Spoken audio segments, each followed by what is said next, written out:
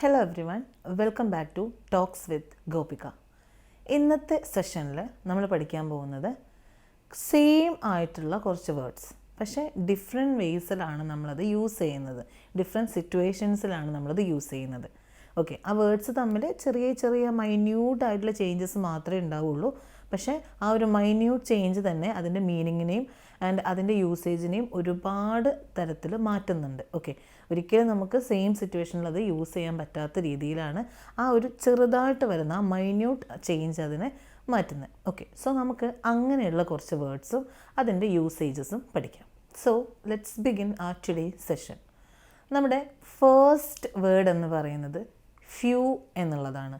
Few and A few. Few എന്നുള്ള വേർഡും A few എന്നുള്ള വേർഡും തമ്മിലുള്ള മാറ്റം എന്താണ് എന്നുള്ളതാണ്. അവിടെ ഒരു എ എന്നുള്ളത് മാത്രമാണ് ആഡ് ഓൺ ചെയ്തിട്ടുള്ളത്. പക്ഷേ ആ ഒരു ആഡ് ഓൺ വരുമ്പോൾ തന്നെ അവിടെ നമുക്ക് എന്തുണ്ട്, നല്ലൊരു ഡിഫറൻസ് ആണ് യൂസേജിൽ വരുന്നത്. അപ്പോൾ അതെന്താണ് എന്നുള്ളത് നമുക്ക് നോക്കാം. ആദ്യത്തേത് ഫ്യൂ. ഫ്യൂ എന്ന് പറയുന്നത് ആക്ച്വലി ഒരു നെഗറ്റീവായിട്ടുള്ള റിസൾട്ടാണ് അവിടെ കാണിക്കുന്നത്.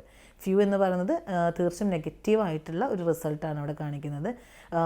നൺ എന്നുള്ള ഒരു മീനിങ് തന്നെ നമുക്കവിടെ കൊടുക്കാം. ഒരു എക്സാമ്പിൾ പറയുകയാണെന്നുണ്ടെങ്കിൽ few students understood the lesson എന്ന് പറയാം. Few students understood the lesson എന്ന് പറയുമ്പോൾ അതിൽ ആക്ച്വലി ഇല്ല എന്ന് തന്നെ പറയാം. ഓക്കെ, ഫ്യൂ സ്റ്റുഡൻസ്, കുറച്ച് സ്റ്റുഡൻസിന് ഈ ലെസൺ മനസ്സിലായി എന്ന് പറയുമ്പോൾ ആക്ച്വലി അതിൽ ആർക്കും തന്നെ മനസ്സിലായിട്ടില്ല എന്നുള്ള ഒരു നെഗറ്റീവായിട്ടുള്ള ഒരു തോട്ട് അവിടെ വരുന്നുണ്ട്. ഓക്കെ, ഇനി അതല്ല എന്നുണ്ടെങ്കിൽ few members only came yesterday, ഇന്നലെ കുറച്ച് മെമ്പേഴ്സ് മാത്രമേ വന്നുള്ളൂ എന്ന് പറയുമ്പോൾ ആക്ച്വലി ആരും വന്നിട്ടില്ല എന്നുള്ളൊരു ഇന്നർ മീനിങ് അവിടെ വരുന്നുണ്ട്. ഓക്കെ, ഇനി അതുപോലെ വേറൊരു എക്സാമ്പിൾ നോക്കുകയാണെങ്കിൽ I have few friends here, എനിക്കിവിടെ കുറച്ച് ഫ്രണ്ട്സ് മാത്രമേ ഉള്ളൂ. ഫ്യൂ ഫ്രണ്ട്സ് എന്ന് പറയുമ്പോൾ അതിലൊരർത്ഥം വരുന്നത് ഫ്രണ്ട്സ് ഇല്ല എന്നുള്ളത് തന്നെയാണ്. അതായത് ഒരു നെഗറ്റീവ്, നോ എന്നുള്ള, നൺ എന്നുള്ള ഒരു മീനിങ് ആണ് നമ്മൾ ഈ ഫ്യൂ യൂസ് ചെയ്യുമ്പോഴത്തേക്ക് വരുന്നത്. ഓക്കെ, പക്ഷേ എ ഫ്യൂ, എ ഫ്യൂ എന്ന് പറയുമ്പോൾ അവിടെ മാറ്റം വരുന്നുണ്ട്. അവിടെ അത് കുറച്ചുകൂടി പോസിറ്റീവായിട്ട് വരുന്നുണ്ട്. ഫ്യൂവിനെക്കാട്ടിലും കുറച്ചുകൂടി പോസിറ്റീവായിട്ടാണ് ഇവിടെ വരുന്നത്. ഓക്കെ, ഇപ്പോൾ ഒരു എക്സാമ്പിൾ പറയുകയാണെങ്കിൽ A few students understood the lesson എന്ന് പറയുമ്പോൾ അതിൽ കുറച്ച് കുട്ടികൾക്കൊക്കെ മനസ്സിലായിട്ടുണ്ട്. നേരത്തെ നമ്മൾ ഫ്യൂ മാത്രം യൂസ് ചെയ്തപ്പോൾ അതിൽ നമ്മൾ എന്താ പറഞ്ഞത്, നെഗറ്റീവായിട്ട് ആർക്കും മനസ്സിലായിട്ടില്ല എന്നുള്ളതാണെന്ന് പറഞ്ഞു അല്ലേ. പക്ഷേ എ ഫ്യൂ എന്ന് പറയുമ്പോൾ അതിൽ കുറച്ച് പേർക്കൊക്കെ മനസ്സിലായിട്ടുണ്ട്. ഇനി വേറൊരു എക്സാമ്പിൾ പറയുകയാണെങ്കിൽ A few friends only I have here, എനിക്കിവിടെ കുറച്ച് ഫ്രണ്ട്സ് മാത്രമേ ഉള്ളൂ എന്ന് പറയുമ്പോൾ എ ഫ്യൂ. ഓക്കെ, അല്ലാന്നുണ്ടെങ്കിൽ I have A few friends here എന്ന് പറയാം. എനിക്കിവിടെ കുറച്ച് ഫ്രണ്ട്സ് മാത്രമേ ഉള്ളൂ.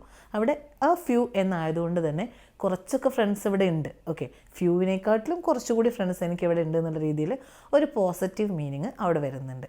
ഓക്കെ, അപ്പോൾ ഫ്യൂ ആൻഡ് എ ഫ്യൂ എന്നുള്ളതിൻ്റെ ഡിഫറൻസ് എന്ന് പറയുന്നത് ഫ്യൂ തികച്ചും നെഗറ്റീവായിട്ടുള്ള ഒരു ഇമ്പാക്റ്റാണ് കൊണ്ടുവരുന്നത്. അതിനെ വെച്ച് നോക്കുമ്പോൾ എ ഫ്യൂ എന്ന് പറയുന്നത് കുറച്ചുകൂടി പോസിറ്റീവാണ്. അടുത്തതായിട്ട് നമ്മൾ പഠിക്കാൻ പോകുന്നത് ബിസൈഡ് ആൻഡ് ബിസൈഡ്സ്. ഓക്കെ, ഒരു എസ്സിൻ്റെ മാറ്റം മാത്രമേ ഉള്ളൂ അല്ലേ. ബിസൈഡിൻ്റെ കൂടെ ഒരു എസ് കൂടി ആഡ് ചെയ്യുമ്പോൾ ബിസൈഡ്സ് എന്നാവും. പക്ഷേ ഇത് രണ്ടും തമ്മിൽ ഹ്യൂജ് ഡിഫറൻസ് തന്നെയാണ് വരുന്നത്. ഓക്കെ, ബിസൈഡും ബിസൈഡ്സും തമ്മിൽ നല്ല ഡിഫറൻസ് വരുന്നുണ്ട്. സോ അത് ഏതൊക്കെ സിറ്റുവേഷൻസിലാണ് യൂസ് ചെയ്യുക എന്നുള്ളത് നമുക്കൊന്ന് നോക്കാം. ആദ്യം ബിസൈഡ്. ബിസൈഡ് എന്ന് പറയുന്നത് നമ്മുടെ തൊട്ടടുത്ത് എന്നുള്ള രീതിയിൽ നമുക്ക് യൂസ് ചെയ്യാം. ഒരു എക്സാമ്പിൾ പറയുകയാണെങ്കിൽ ഷീ സാറ്റ് ബിസൈഡ് മീ, അവൾ എൻ്റെ അടുത്ത് ഇരുന്നു. ഷീ സാറ്റ് ബിസൈഡ് മീ എന്നുള്ള രീതിയിൽ അവൾ എൻ്റെ അടുത്ത് ഇരുന്നു എന്ന് പറയാം. വേറൊരു എക്സാമ്പിൾ നോക്കുകയാണെന്നുണ്ടെങ്കിൽ the lamp is beside the bed, lamp എവിടെയാണ്, ബെഡിൻ്റെ അടുത്താണ് എന്നുള്ള രീതിയിൽ പറയാം. ഇനി അതുമല്ല എന്നുണ്ടെങ്കിൽ the school is beside the shop, ആ ഷോപ്പിൻ്റെ അടുത്താണ് സ്കൂൾ എന്നുള്ള രീതിയിൽ. ഓക്കെ, അപ്പോൾ അടുത്ത് എന്നുള്ള രീതിയാണ് നമ്മൾ ബിസൈഡ് യൂസ് ചെയ്യുന്നത്. ഓക്കെ, നമ്മുടെ തൊട്ടടുത്തുണ്ട് എന്നുള്ള ഒരു യൂസേജ്, അങ്ങനെ ഒരു സിറ്റുവേഷൻ വരുമ്പോഴാണ് നമ്മൾ ബിസൈഡ് യൂസ് ചെയ്യുന്നത്. ബിസൈഡ്സ് ആണെങ്കിലോ, ബിസൈഡ്സ് എന്ന് പറയുന്നത് ഒരു എക്സ്ട്രാ ഇൻഫർമേഷൻ കൊടുക്കുന്നതിന് വേണ്ടിയിട്ടാണ് നമ്മൾ യൂസ് ചെയ്യുന്നത്. ഓക്കെ, ഒരു എക്സാമ്പിൾ പറയുകയാണെന്നുണ്ടെങ്കിൽ besides English I speak Hindi, അതായത് ഇംഗ്ലീഷ് കൂടാതെ ഞാൻ ഹിന്ദിയും സംസാരിക്കും എന്നുള്ള രീതിയിൽ ഒരു എക്സ്ട്രാ ഇൻഫർമേഷനാണ് അവിടെ അല്ലേ. ഇംഗ്ലീഷ് ഓൾറെഡി സംസാരിക്കും എന്നുള്ളത് അറിയാം, അതിൻ്റെ കൂട്ടത്തിൽ അത് കൂടാതെ എന്തുണ്ട്, ഹിന്ദിയും സംസാരിക്കും. അപ്പോൾ ഇങ്ങനെ ഒരു എക്സ്ട്രാ ഇൻഫർമേഷൻ പാസ് ചെയ്യുന്നതിന് വേണ്ടിയിട്ടാണ് നമ്മൾ ബിസൈഡ്സ് യൂസ് ചെയ്യുന്നത്. ഇനി വേറൊരു രീതിയിൽ നമുക്ക് ചോദിക്കുകയാണെങ്കിൽ who else coming besides you, നിന്നെ കൂടാതെ വേറെ ആരൊക്കെയാണ് വരുന്നത് എന്നുള്ള രീതിയിൽ ചോദിക്കാം. ഓക്കെ, കൂടാതെ എന്നുള്ളൊരു മീനിങ് ആണ് ബിസൈഡ്സിന് വരുന്നത്. സോ നമ്മളിപ്പോൾ പഠിച്ചത് ബിസൈഡ് ആൻഡ് ബിസൈഡ്സ് ആണ്. ഓക്കെ, ബിസൈഡ് എന്ന് പറയുമ്പോൾ നമ്മുടെ അടുത്ത് എന്നുള്ള മീനിങ്ങും ബിസൈഡ്സ് എന്ന് പറയുമ്പോൾ കൂടാതെ എന്നുള്ള മീനിങ്ങും ആണ് വരുന്നത്. അടുത്തത് നമുക്ക് വരുന്ന മറ്റൊരു കൺഫ്യൂഷനാണ് അറ്റ് ദ എൻഡ് ആണോ ഇൻ ദ എൻഡ് ആണോ എന്നുള്ളത്, അല്ലേ? ചിലർ പറയും അറ്റ് ദ എൻഡ് ആണ് കറക്റ്റ് എന്നുള്ളത്, ചിലർ പറയും ഇൻ ദ എൻഡ് ആണ് കറക്റ്റ് എന്നുള്ളത്. പക്ഷേ ആക്ച്വലി ഇത് രണ്ടും കറക്റ്റാണ്, പക്ഷേ ഇതിൻ്റെ സിറ്റുവേഷൻസ് വേറെ വേറെയാണ് എന്നുള്ളത് മാത്രം. ഓക്കെ, അപ്പോൾ നമുക്ക് അറ്റ് ദ എൻഡ് എവിടേക്കാണ് യൂസ് ചെയ്യുക, ഇൻ ദ എൻഡ് എവിടേക്കാണ് യൂസ് ചെയ്യുക എന്നുള്ളത് നോക്കാം. First at the end. At the end എന്ന് പറയുന്നത് ഒരു എന്തിൻ്റെയെങ്കിലും അവസാനം എന്നുള്ള രീതിയിൽ വരുമ്പോഴാണ് നമ്മൾ എന്ത് യൂസ് ചെയ്യുക, അറ്റ് ദ എൻഡ് യൂസ് ചെയ്യാം.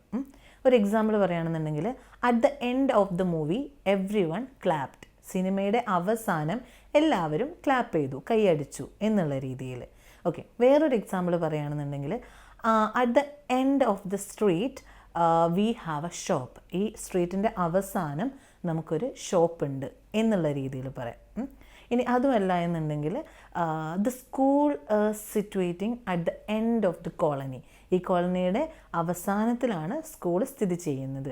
ഇങ്ങനെ എന്തിൻ്റെങ്കിലുമൊക്കെ അവസാനം എന്നുള്ള രീതിയിൽ പറയുന്നതിന് വേണ്ടിയിട്ട് നമുക്ക് എന്ത് യൂസ് ചെയ്യാം, അറ്റ് ദ എൻഡ് എന്നുള്ളത് യൂസ് ചെയ്യാം.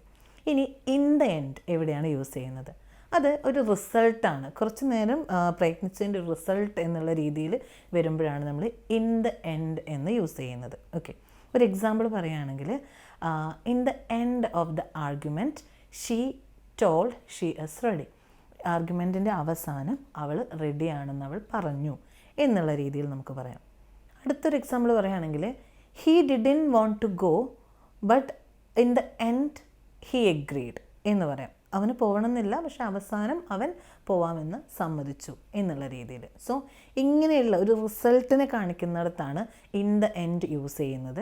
ആൻഡ് അവസാനം അല്ലാത്ത സിറ്റുവേഷൻസിലാണ് അല്ലെങ്കിൽ എന്തിൻ്റെങ്കിലുമൊക്കെ ലാസ്റ്റ് എന്ന് കാണിക്കുന്നതിനാണ് നമ്മൾ അറ്റ് ദ എൻഡ് യൂസ് ചെയ്യുന്നത്. സോ ഇതാണ് അറ്റ് ദ എൻഡും ഇൻ ദ എൻഡും തമ്മിലുള്ള ഡിഫറൻസ്. ഓക്കെ, സോ ഇന്നത്തെ ക്ലാസ്സിൽ നമ്മൾ പഠിച്ചിട്ടുണ്ടായിരുന്നത് ഡിഫറൻസസ് ആണ്. അതായത് ഒരുപോലെ വരുന്ന വാക്കുകളുടെ എന്തൊക്കെയാണ് ഡിഫറൻസസ് ആൻഡ് ഏതൊക്കെ സിറ്റുവേഷൻസിലാണ് നമ്മളത് രണ്ടും യൂസ് ചെയ്യുന്നത് എന്നുള്ളതാണ്. I hope this class was helpful. എന്തെങ്കിലും ഡൗട്ട്സ് ഉണ്ടെങ്കിൽ കമൻറ്റ് ചെയ്യുക, ഞാനതിന് റിപ്ലൈ തരുന്നതായിരിക്കും. So let's wind up our today's session. Thank you so much for watching, and don't forget to subscribe my channel and enable the bell icon. Thank you so much.